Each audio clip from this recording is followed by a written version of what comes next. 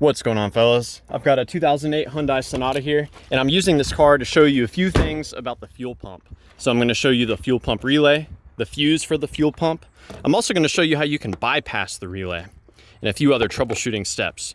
So removing this cover here, that is going to reveal the fuse for the fuel pump, which is this 20 amp fuse. You can pull that out and check it out. That is what a good fuse looks like. You can see that neat little U shape in there. It's not blown. If that fuse is blown and you need a spare fuse, you can find some on the back of this cover here. Now the fuel pump relay is this one right here. It should run continuously whenever the car is on, and it runs momentarily when you first turn the key to the on position. Sometimes relays can get stuck, and you can tap on a relay to see if you can unstick it. Another great troubleshooting step is you can swap the relay. All of these blue relays are interchangeable. So here I've installed the horn relay where the fuel pump relay goes. So now if my horn stops working, but my fuel pump starts working, then I know the problem is with the relay. Now, another troubleshooting method you can do, you can use wire or maybe even a paper clip and connect these two pins together.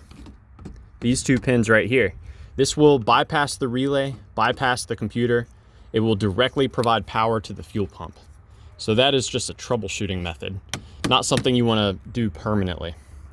Now, let me show you how you can access the fuel pump and how you can test it as well. So making our way to the back of the car, two ways you can get to it. You can get to it through the trunk. There's the access panel right there. My favorite though is to get through here. So you can fold the seat forward with this little piece right here. If the seat doesn't want to fold forward, you want to check on the back. It may have been locked. There's a little lock and unlock there. So here's the access panel. It's held into place with a total of 4 Phillips head screws. I've got them pre-loosened here. Just pop them out real quick. And we can move this cover out of the way. So here we can see the top of the fuel pump. There's the connector. The little retaining piece is broken off, but to disconnect it, you push that in while you pull up on the connector. And this piece is where the fuel goes.